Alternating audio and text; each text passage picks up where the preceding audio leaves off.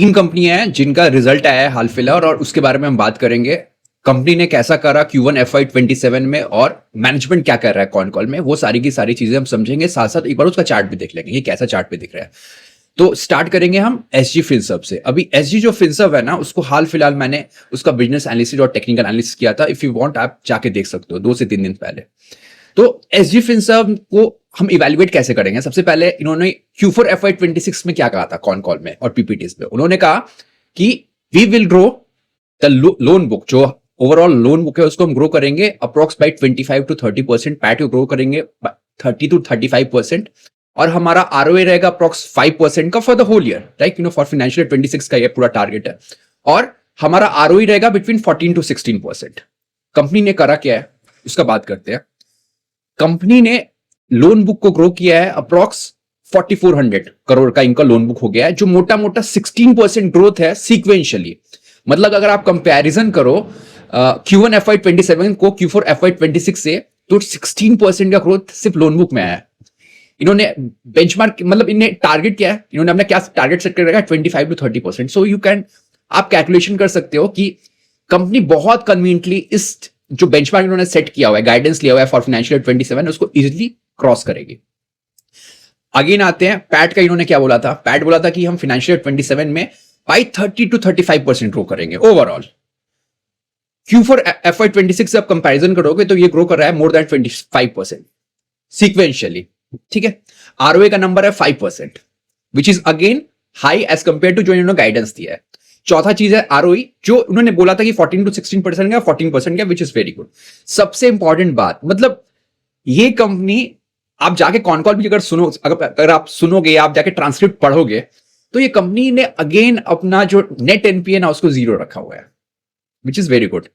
अभी फटाफट जिनको नहीं पता हो मैं बता देता हूं कंपनी क्या करती है। तो कंपनी जो है ना, जो अपनी एसजी फिनसर्व है, it is a part of the APL Apollo group, ठीक है।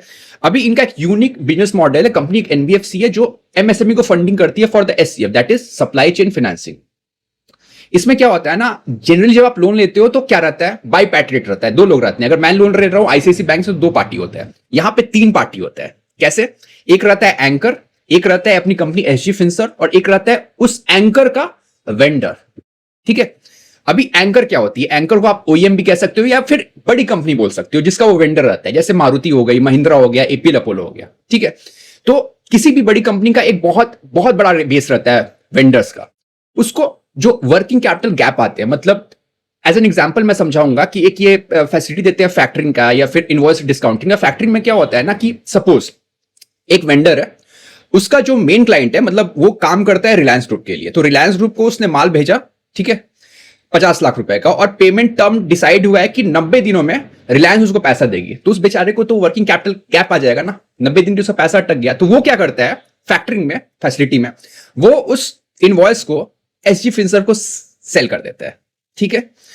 अभी मान लो 50 लाख का इनवॉइस कितने में सेल करेगा? वो सेल करेगा इसको 49 लाख में अप्रॉक्स। और जब रिलायंस पैसा छोड़ती है तो वो फिर अपने एसजी फिनसर्व के साथ आ जाता है। तो मोटा मोटा 1 लाख रुपया इस एसजी फिनसर्व का फायदा हो जाता है। इस तरीके से काम करती है। बहुत सारा मॉडल है, लाइक फैक्टरिंग है, फिर इनवॉइस डिस्काउंटिंग है, वेंडर फाइनेंसिंग है, फिर एक बहुत सारी ऐसी फैसिलिटी है, ठीक है। अभी कंपनी क्या कह रही है कॉन कॉल में? तो सबसे पहले कंपनी ने बस एक निगेटिव बात करी। उन्होंने बोला कि right now we are seeing कि जो हमारा क्लाइंट्स है ना, उसमें थोड़ा सा कॉन्जर्वेटिव हो रहे हैं वर्किंग कैपिटल लेने के लिए, ड्यू टू द जियोपॉलिटिकल जो चल रहा है सिचुएशन फॉर द यूएस और जो ईरान का जो भी कॉन्फ्लिक्ट चल रहा है, इसके कारण थोड़ा सा वो कॉन्जर्वेटिव हो रहा है। तो इन्होंने क्या कर रहा है, इन्होंने अपना बेस को एक्सपैंड करा है। मतलब अब ये टायर 2 सिटीज में भी जा रहे हैं, वहां पे डिफरेंट डिफरेंट एंकर्स, मतलब बड़ी कंपनियों के साथ ये टाई अप कर रहा है।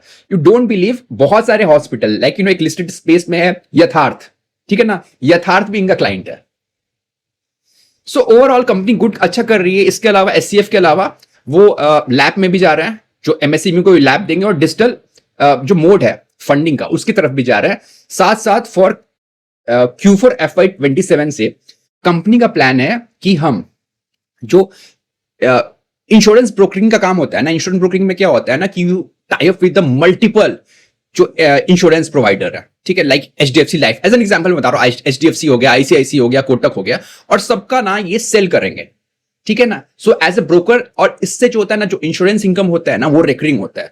तो मुझे मोटा मोटा लग रहा है ना, द कंपनी ने जो कहा है कि by financial year 30 we will achieve the 10,000 का AUM, उसको ये बहुत आसानी से क्रॉस करने वाली। और ये एक ऐसी कंपनी है ना, SG फिनसर्व, मतलब इनका ट्रैक रिकॉर्ड रहता है कि ये, इसका मैनेजमेंट बोलता है कि हम आपको 1 साल के बाद 5 रुपए देंगे, और ये देता है 20 रुपए। मतलब जो भी कहेगा ना उसका ओवर डिलीवर करता है। और कंपनी ने बिल्कुल कहा, किसी ने पूछा कंपनी में, बार बार पूछा कि सर कैसे आप मेंटेन करते हो नील NPO, और ये क्या मेंटेन रहने वाला है। तो कंपनी ने बहुत सही कहा कि उन्होंने कहा कि नहीं, ये मेंटेन नहीं रहने वाला है। ऑब्वियसली जब आप लेंडिंग कर रहे हो तो ना एक ना एक दिन तो कुछ लोन्स अटकते ही है ना, that is a part of the business. तो ये सारी चीजें मुझे अच्छी लगी। अभी फटाफट ना हम FG फिनसर्व का एक बार टेक्निकल देख लेते हैं। ये जो चार्ट आप पे दिखाई दे रहा है ना, ये SG फिनसर्व का चार्ट है ऑन BSE। तो अगर आप SG फिनसर्व को वॉच लिस्ट में भी डाल रहे हो, और if you are a investor of you are keen to watch it, आप सिर्फ BSE का चार्ट यूज करना, बिकॉज NSE पे ना आपको इसका बहुत छोटा चार्ट दिखेगा। बहुत मतलब बहुत ज्यादा दिन नहीं हो इसको लिस्ट हुए NSE पे, तो आपको धोखा हो जाएगा अगर आप उसके बेस्ड कोई भी टेक्निकल एनालिसिस करते हो। तो मेक इट श्योर, ओके। अभी हम देखते हैं कि स्टॉक में ना एक बहुत बड़ी रैली हुई थी। उसके बाद क्या होता है ना, स्टॉक अगर आप देखो, उसके बाद स्टॉक धीरे धीरे बनाता है, फ्लैग्स बना बना के घूमते हैं, ठीक है। अप टू दिस पॉइंट, ठीक है ना, अप टू दिस पॉइंट ये स्टॉक करेक्शन कर रहा था। उसके बाद अगर आप धीरे धीरे देखो ना, तो इसने बेस बनाना शुरू किया। बेस कैसे बनाना शुरू किया, अगर आप इस पॉइंट को देखो, इस पॉइंट को देखो, और फिर इस पॉइंट को देखो, तो क्लियर एक्यूमुलेशन पैटर्न आपको दिखेगा, ठीक है। एक्यूमुलेशन पैटर्न होता है, फिर स्टॉक जो प्राइस है वीकली चार्ट्स पे, वो बुलिश फ्लैग्स जो पैटर्न होते हैं वो बनाते हैं, फिर ये ऊपर की तरफ जाता है, फिर ट्रेंड चेंज होता है। और अगर आप देखो तो ये तीनों बेस को देखो आप, ठीक है। इन तीनों बेसिस में ना कभी भी क्लोजिंग इस बेस के नीचे नहीं हुआ। क्लोजिंग बेसिस पे हमेशा बोलता हूं ना कि क्लोजिंग बेसिस पे हमें देखना है, क्लोजिंग बेसिस पे देखना है। तो आप देखोगे तो ये जो तीनों बेस बना है, जिसको आप ट्रिपल बॉटम भी कह सकते हो, ठीक है ना। जब स्टॉक पहले गिर रहा है, ठीक है, डिस्ट्रीब्यूशन हो रहा है, और फिर वो बॉटम बनाता है, और जो बॉटम बनाता है ना उसको वो 3 बार हिट करता है बिफोर एक बड़ी रैली को। तो ये दिखाता है ना कि वहां पे एक्यूमुलेशन चल रहा था, समझना इस चीज को। अभी आप देखो ये स्टॉक मतलब बहुत स्ट्रांग है, एज ऑन डेट ये स्टॉक बहुत स्ट्रांग है। अभी हम आते हैं यहां पे, देखो ये कब का है, ये है 29 मई 2023, 24-25, मतलब 3 साल पुराने अपने हाई के पास अब ये पहुंचता जा रहा है, ठीक है। तो अगर इसमें एंट्री करनी होगी तो हम कैसे कर सकते हैं एंट्री। तो हम जाते हैं सबसे पहले डेली चार्ट पे, and just mark this line 547। So if someone wants to make a position based on the daily time frame, तो यहां पे जा सकता है वो 1 घंटा या 2 घंटे के चार्ट को खोल सकता है। उसके बाद अगेन जैसे मैं बताता हूं, उसको देखना पड़ेगा कि पहले डिस्ट्रीब्यूशन चले, फिर वो बेस बनाए, और बेस बनाने के बाद जब वो हायर हाई और हायर लो बनाना शुरू करे, तो इस लाइन को एज एन स्टॉप पकड़ के एंट्री करी जा सकती है। बट याद रखिए अभी एक चीज, कि ऊपर एक बैरियर आ रहा है विच इज अक्रॉस 747 क्या, ये 3 साल पुराना हाई है। सो जो भी यहां पे बाय करके बैठा होगा ना, वो जैसे ही इस शेयर के पास यहां पे प्राइस आएगा, दैट इज, इसको हम सप्लाई जोन भी कहते हैं, ठीक है ना। रेसिस्टेंस को सप्लाई जोन भी कहा जाता है, आपने सुना होगा, बहुत सारे लोग सप्लाई जोन बोलते हैं, तो वो सप्लाई जोन है। तो यहां पे रिएक्शन करना पड़ेगा कि यहां पे डेली चार्ट कैसे बिहेव कर रहा है, ठीक है। तो ये हो गया SG फिनसर्व का जो Q1 FY27 का एनालिसिस, इसके चार्ट का एनालिसिस, और इसके कॉन कॉल का मेरा ओवरव्यू। अभी दूसरा स्टॉक कौन सा है, दूसरा स्टॉक है ICICI AMC। यस, अभी ICICI AMC का जो चार्ट है ना, और जो इसका रिजल्ट आया फॉर Q1 FY27 एंड जो कॉन कॉल हुआ, वो ना बहुत मतलब अपोजिट रहेगा। मैं बता रहा हूं कैसे। पहले तो मुझे इनका जो Q1 FY27 का रिजल्ट है वो सही नहीं लगा, मुझे पसंद नहीं है पर्सनली। मैं पहले हम वो बात कर लेते हैं, फिर हम चार्ट पे आएंगे। देखो ये क्या है ना, सबसे पहले मैं आपको ये दिखा देता हूं, राइट। कंपनी ने बहुत अच्छा PPT बनाती है कंपनी, मतलब जो अच्छी कंपनी रहती है ना, उनका पेडिग्री क्या होता है ना कि जब चीजें खराब भी जाएंगी ना तो वो ट्रांसपेरेंट रख के सब कुछ डालती है, और ICIC bank is one of that company. बहुत अच्छी पेडिग्री मैनेजमेंट है। दो रिजल्ट मुझे पसंद नहीं है, but I like the promoter ना, जो सब कुछ एकदम ट्रांसपेरेंट करके दिया। इसने पहले क्या दिखाया, इसने म्यूचुअल फंड इंडस्ट्री का एयूएम ग्रोथ दिखाया। ठीक है, अभी देखो यहां पे एक टर्म होता है ना, समझना आप, उसको कहते हैं QAAUM। ये क्या होता है, quarterly average AUM, asset under management. Mutual fund में असेट अंडर मैनेजमेंट क्या है? म्यूचुअल फंड में असेट अंडर मैनेजमेंट वो सारा चीज है जो आप इन्वेस्ट करते हो उनके साथ। मतलब अगर आप इक्विटी म्यूचुअल फंड खरीद रहे हो तो जो फंड मैनेजर होता है वो क्या खरीदता है, या तो एक्टिव फंड रहता है या तो पैसिव फंड रहता है। दोनों में या तो वो शेयर खरीदेगा, नहीं तो वो ETF खरीदता है। ठीक है ना, तो सारा का सारा जो शेयर या फिर ETF रहता है वो इक्विटी के लिए होता है। जो डेट बाय करता है, मतलब आपके बिहाफ पे जो बॉन्ड्स खरीदता है, वो उसका डेट का AUM रहता है। Hope this is clear. इससे समझ जा रहा, जो इनका असेट ऑफ अंडर मैनेजमेंट है ना, it is different from the जो लेंडर का असेट अंडर मैनेजमेंट रहता है। ठीक है, अभी आप मोटा मोटा देखो तो हमें फाइनेंशियल इंस्टीट्यूशन के बिजनेस को ना आप हमेशा सीक्वेंशियली आपको फॉलो करना है। आपको हमेशा जो एनालिसिस करना है वो सीक्वेंशियली करना है, बिकॉज ये साइक्लिक बिजनेस नहीं है, ये एक सेक्युलर बिजनेस है। अंडरस्टैंड?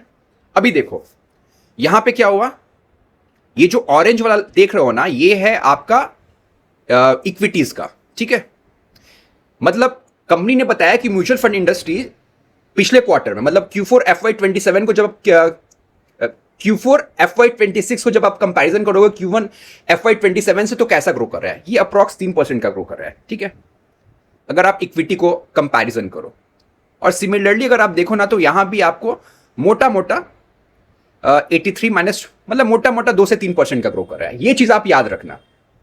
ठीक है, और आपको जब भी कंपैरिजन करना है, आपको क्वार्टरली एवरेज AUM से करना है। आपको क्लोजिंग AUM ये वाला जो है ना, उसको इग्नोर करो। मैं इसका रीजन बता रहा हूं। म्यूचुअल फंड जो होता है ना, उस पे जो म्यूचुअल फंड कंपनी रहती है, MC कंपनी रही है, उसको एक फी इनकम मिलता है। वो फी इनकम कैलकुलेट होता है हमेशा क्वार्टरली एवरेज AUM पे, ना कि क्लोजिंग AUM पे। वो हर एक दिन कैलकुलेट होता है।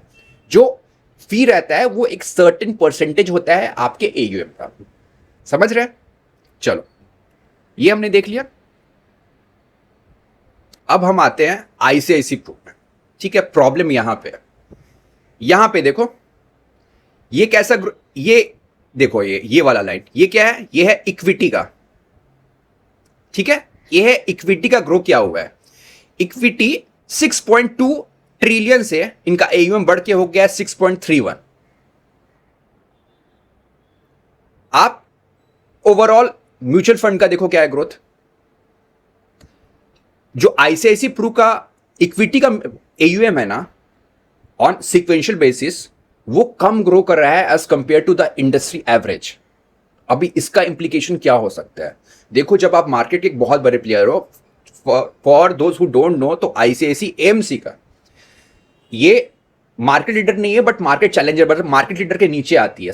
समझ सकते हो आप? तो इनका एक अच्छा खासा चंक है इन म्यूचुअल फंड इंडस्ट्रीज। तो इन केस अगर being so much big player, अगर आप जो इंडस्ट्री का एवरेज पेस है उससे आप कम ग्रो कर रहे हो, तो आप मार्केट शेयर लूज करोगे, which is a bad thing. ठीक है, सिमिलरली आप देखो, ये है रेड वाला लाइन जो है वो है डेट का। तो देखो, डेट में भी यहां पे डिग्रोथ हुआ है, बट जो परसेंटेज डिग्रोथ है ना, as compare to the average mutual fund का डेट का डिग्रोथ, उससे यहां पे ज्यादा डिग्रोथ हुआ है। तो जो इक्विटी है उसमें भी ज्यादा डिग्रोथ हुआ है एज कंपेयर टू एवरेज जो म्यूचुअल फंड का डिग्रोथ है, और डेट में भी ऐसा ही हुआ है, which is not a good thing. Overall कितना हुआ है ग्रोइंग का, देखो आप। ओवरऑल मतलब मैं सारी चीजों को मिला दूं, इक्विटी मिला दूं, डेट मिला दूं, पैसिव मिला दूं, अल्टरनेटिव मिला दूं, PMS मिला दूं, तो ये बढ़ा है 1.2%। अभी हम ऊपर आते हैं, यहां पे क्या ग्रो कर रहा है? यहां पे ग्रो कर रहा है 2% के हिसाब से। तो हर एक पैरामीटर में ना आप देखो तो ICICI AMC ने ना इंडस्ट्री के कंपैरिजन में अंडर परफॉर्म कर रहा है, which is not a good thing. ठीक है, अभी आप देख लो दूसरे चीजों में। अभी इसमें क्या क्या है, यस, इनकी कैटेगरीज देख लो आप। ये है क्या? ये है इनका म्यूचुअल फंड इक्विटी स्कीम का QAAUM। इसमें इन्होंने कैसे क्या ग्रोथ करा है? इन्होंने ग्रो करा है बाई 1.7% Q1Q, और इनमें इनका हाईएस्ट मार्केट शेयर है पूरे इंडस्ट्री, मतलब ये मार्केट लीडर है। दूसरे है इक्विटी हाइब्रिड म्यूचुअल फंड। अभी हाइब्रिड क्या होता है तो मैं बता रहा हूं जिनको नहीं पता हो। एक होता है इक्विटी, प्योर इक्विटी रहता है, उसमें जो म्यूचुअल फंड रहेगा उसमें सारा का सारा इक्विटीज रहेगा। जो हाइब्रिड रहता है ना उसको बैलेंस भी कहते हैं, उसमें मोस्टली 70% रहता है इक्विटी और 30% रहता है डेट। ठीक है, उसको कहते हैं हाइब्रिड। हाइब्रिड में also there are the market leaders और इनका जो मार्केट शेयर है वो है 26% ऑफ द इंडस्ट्रीज। यहां भी ग्रोथ देखो तो it is 1.7% Q on Q. ये हो गया डेट। डेट में देखो इनका जो डिग्रोथ है it is higher as compare to the average degrowth of the whole industry. Degrowth पूरे इंडस्ट्री में हुआ है बट यहां पे ज्यादा हुआ है। ये है liquid fund, liquid mutual fund. और लिक्विड म्यूचुअल फंड क्या होता है ना, ये शॉर्ट ड्यूरेशन के लिए होता है, मतलब 90 डेज के लिए। मतलब गवर्नमेंट जो बॉन्ड्स होते हैं, मतलब टी बिल्स जिसको कहते हैं, या कमर्शियल पेपर होते हैं, उसमें म्यूचुअल फंड इंडस्ट्री इन्वेस्ट करती है। ये है। और ये पैसिव जो आप देख रहे होगे ना mutual fund, passive mutual fund होता है वो फंड, ऐसा फंड होता है ना जो एक्टिवली ट्रैक नहीं करता है। ठीक है, अब जो एक्टिव जो म्यूचुअल फंड है ना, वहां पे क्या होता है, वहां पे एक फंड मैनेजर रहता है और वो अपने डिस्क्रिप्शन के हिसाब से, अपने चॉइस के हिसाब से शेयर्स बाय करता है। और उसका मेन एम रहता है टू बीट द बेंचमार्क। अभी बेंचमार्क कुछ भी हो सकता है, निफ्टी हो सकता है, बैंक निफ्टी हो सकता है, निफ्टी 500 हो सकता है, निफ्टी स्मॉल कैप हो सकता है। डिपेंड करता है कि कौन से कैटेगरी में वो शेयर्स खरीद रहा है। उसका डिफरेंट नॉर्म्स है जो सेबी और एमफिन ने डिसाइड करा रखा है। ठीक है, तो एक्सेप्ट पैसिव म्यूचुअल फंड, ठीक है ना, इनका कहीं भी जो ग्रोथ है ना, और लिक्विड कहीं भी जो ग्रोथ है ना, it is not up to the mark. अभी हम फटाफट, अभी देखो सिस्टमेटिक जो ट्रांजेक्शन होता है ना, सिस्टमेटिक ट्रांजेक्शन में दो चीजें आती है, एक आता है सिप और दूसरा होता है सिस्टमेटिक ये ट्रांसफर प्लान। उसमें भी आप डिग्रोथ देखोगे, बट इसके लिए ना मैं बेनिफिट ऑफ डाउट दूंगा इसको, बिकॉज पिछले क्वार्टर में ना अगर आप देखो तो मोस्टली ये इंडस्ट्री का था कि जब भी मार्केट में करेक्शन आना शुरू होता है ना, ठीक है ना, जब बॉटम बनता है तो उसके बाद कस्टमर डर से भाग जाते हैं। वो बहुत सारे जो सिप है ना वो स्टॉप हो जाता है। और आप इनका कॉन कॉल भी सुनोगे ना तो मैनेजमेंट ने कहा है कि दिस इज द हैबिट, कि बहुत सारे ओल्ड जो सिप थे ना वो रुक गए, जिसके कारण सिस्टमेटिक जो ट्रांजेक्शन है ना, मतलब जो सिप है या फिर सिस्टमेटिक ट्रांसफर प्लान है, वो इफेक्ट हुआ। और ये इंडस्ट्री वाइड फेनोमेना थी, इसके लिए मैं आईसीआईसीआई बैंक पे बिल नहीं फाड़ूंगा। ठीक है, अभी आते हैं इनका ऑल्टरनेटिव और आपका ऑल्टरनेटिव बिजनेस। अभी ऑल्टरनेटिव बिजनेस क्या होता है मैं बता रहा हूं। देखो, एक होता है पीएमएस और एक होता है एआईएफ। अभी पीएमएस क्या होता है, PMS is portfolio management services. और दूसरा क्या होता है, दूसरा होता है एआईएफ, ऑल्टरनेटिव इन्वेस्टमेंट फंड। मोटा मोटा आप समझो कि जो ज्यादा पैसे वाला है, who has a net worth, PMS में कम से कम मिनिमम टिकट साइज रहती है 50 लाख रुपए की। 50 लाख रुपए रहता है और उसमें एक फंड मैनेजर रहता है just like a mutual fund, but वो हाई नेटवर्थ कस्टमर को ये करते हैं, कैटर करते हैं। जो एआईएफ रहता है ना, एआईएफ में स्पेशली एआईएफ कैटरी जो फंड होता है, वो आप समझो हेज फंड होता है। जो यूएस में हेज फंड होता है ना वो होता है। यहाँ पे क्या होता है, यहाँ मिनिमम टिकट साइज 1 करोड़ रहता है। मतलब अगर मेरे पास 1 करोड़ रुपए से कम है, so I can't go and put my money in the AIF. तो ये अल्ट्रा जो एचएनआईज होते हैं ना उनके लिए रहता है फंड। ठीक है, अभी आप देखो, आपको यहां पे सीक्वेंशियली ग्रोथ दिख रहा होगा। ठीक है, QAAUM में मैंने इसका बताया फुल फॉर्म, समझ गया। यहां पे क्यों है, तो अगर आप जाके देखो ना, अगर आप कॉन कॉल सुनोगे तो पहले ही क्वेश्चन का आंसर इन्होंने दिया है कि जो हमारा ग्रोथ आ रहा है वो ड्यू टू द MTM।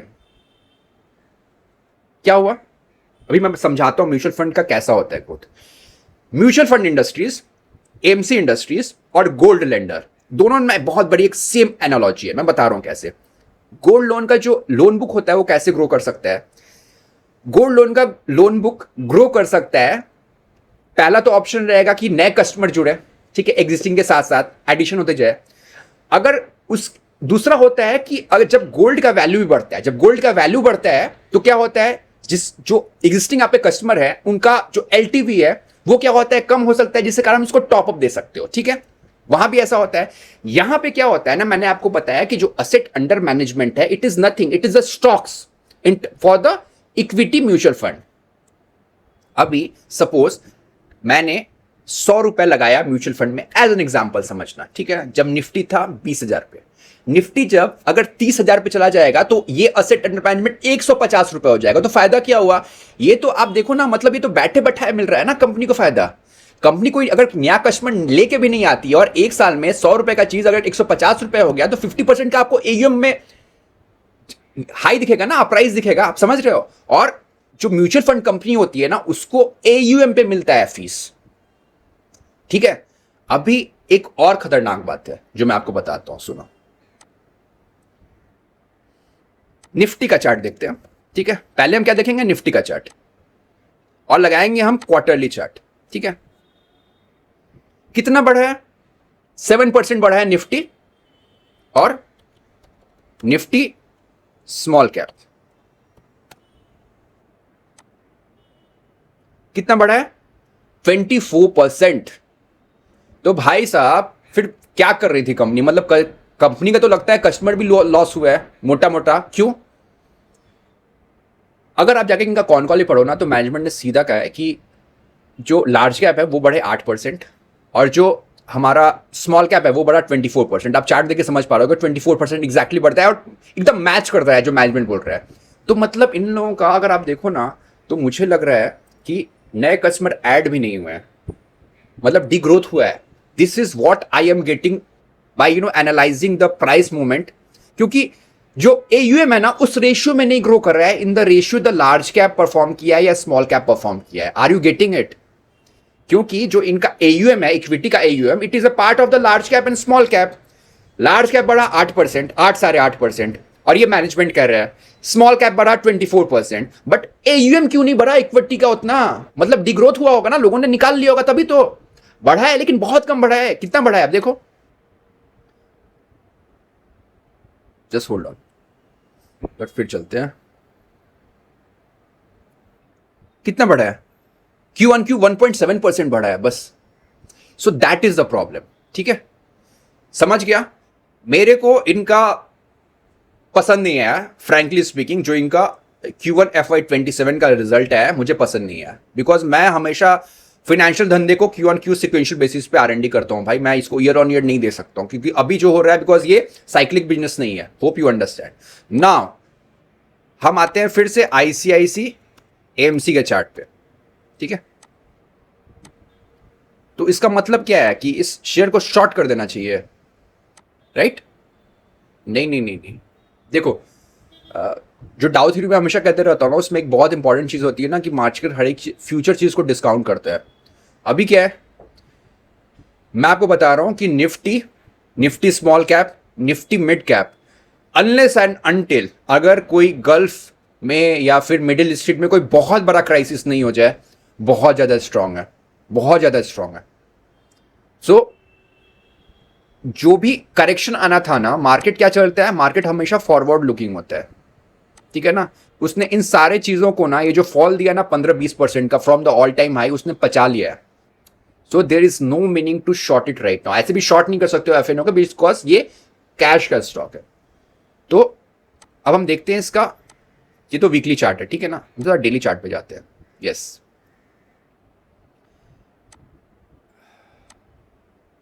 ये वाला देखना, ध्यान से समझना यहां पे, ठीक है।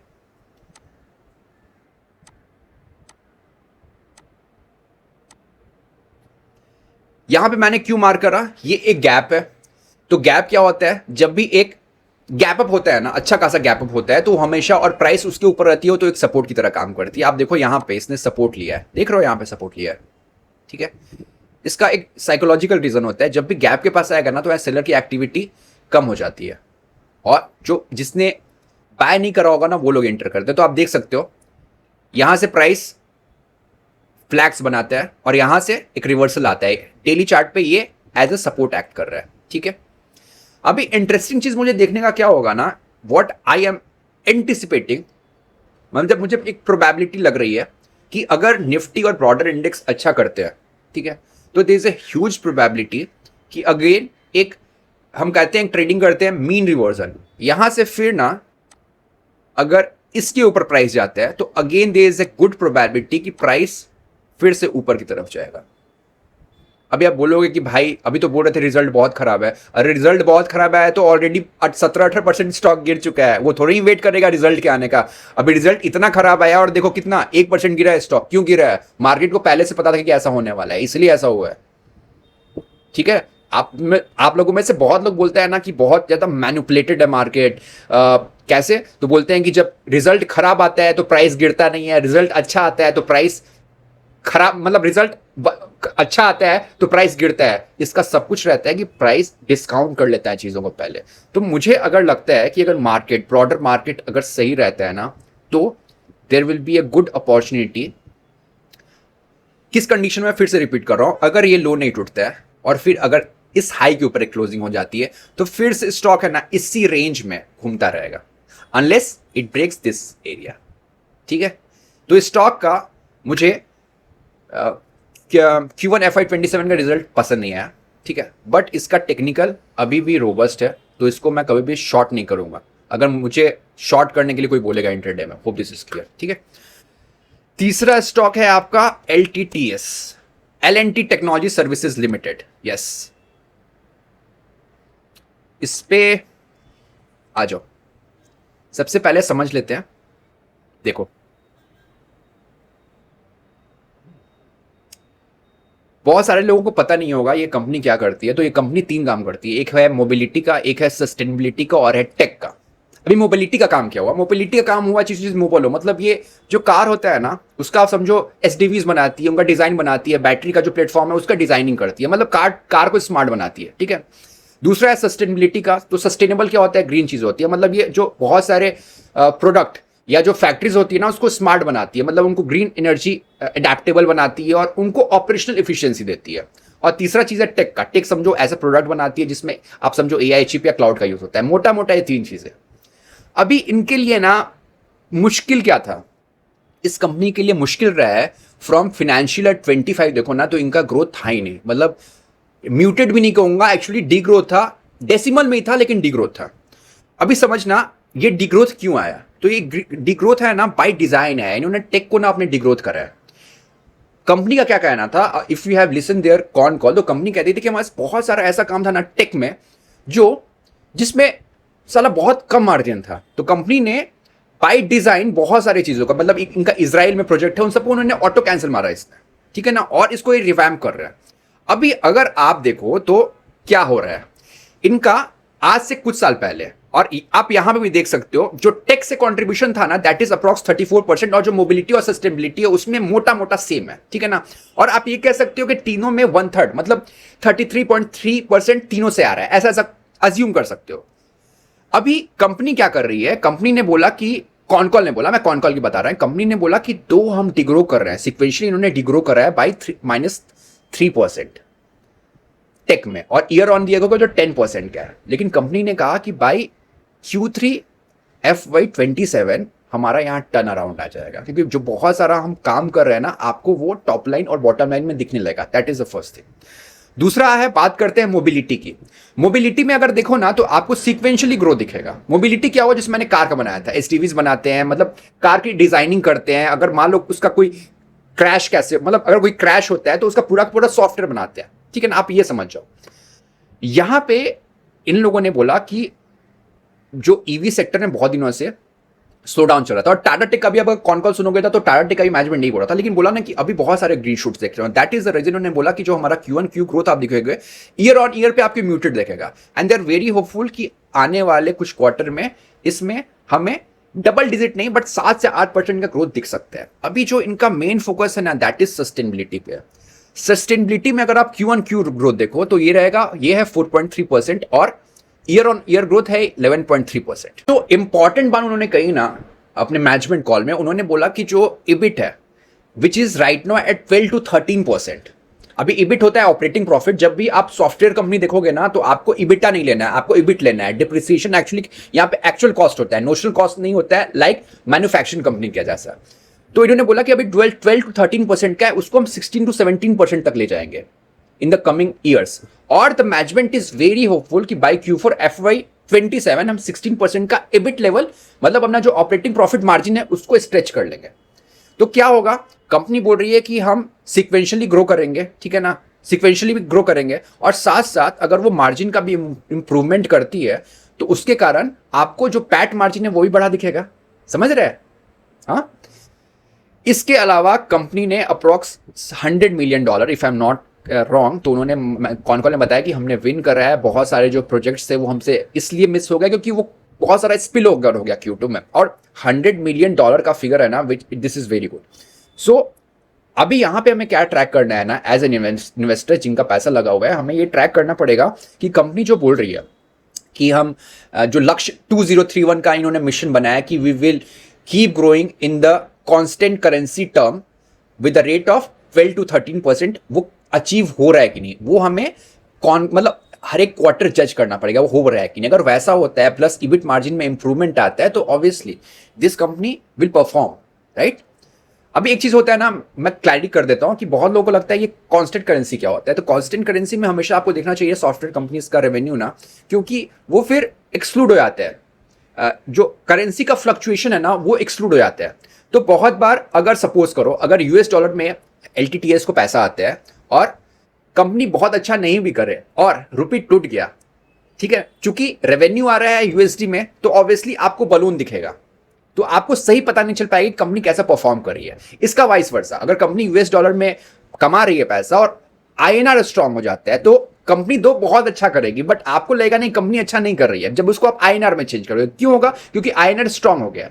तो आप जब भी सॉफ्टवेयर कंपनीज को ट्रैक किया करो ना तो उनका कांस्टेंट करेंसी में जो ग्रोथ या डिग्रोथ हो रहा है वो ट्रैक करना बहुत इंपॉर्टेंट है, ठीक है। अभी हम फटाफट इसके चार्ट पे आते हैं। देखो ये है एलटीटीएस का मंथली टाइम फ्रेम पे चार्ट, ठीक है, और ये बहुत क्रूशियल जगह है। अभी लिटरली बता रहा हूं ये मतलब मेक और ब्रेक लेवल पे अभी है। आप पूछे ऐसा क्यों बोल रहे हैं, देखो ध्यान से समझना।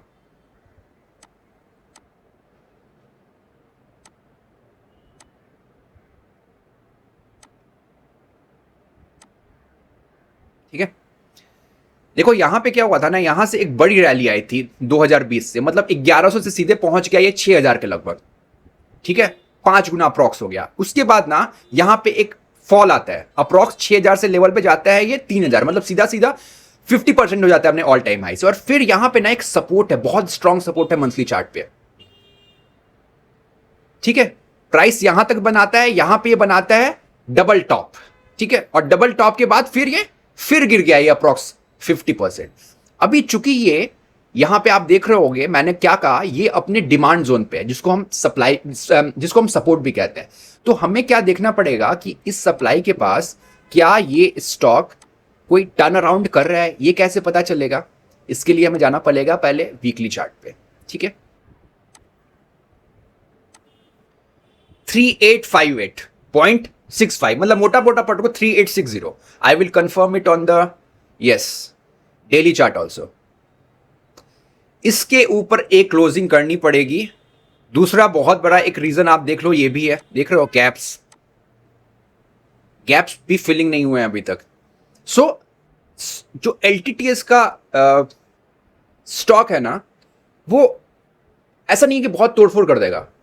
एक बड़ी कंपनी है जो एक स्पीड से चलती रहेगी, हमें इसका बिजनेस ट्रैक करना पड़ेगा। कंपनी ने जो कांस्टेंट करेंसी में बोला है कि हम उस हिसाब से कैगर ग्रोथ से ग्रो करेंगे, प्लस ईबिट में इंप्रूवमेंट आ रहा है कि नहीं, प्लस जो Q2 FY27 में होगा उनका क्वांटम चेक कर रहा है, कितने कॉन्ट्रैक्ट्स वो विन कर रहे हैं। कंपनी ने बोला कि हमारे पास बहुत बड़े बड़े लार्ज कॉन्ट्रैक्ट्स हैं जो हम Q2 FY27 में आएंगे। और चौथी चीज हमें ये चेक करने पड़ेगा प्राइस कि इफ सपोज अगर करता है कि यहां से फर्दर ब्रेकडाउन नहीं होता है तो whether the company is going past this hurdle or not, this is very crucial, ठीक है। Bye, take care.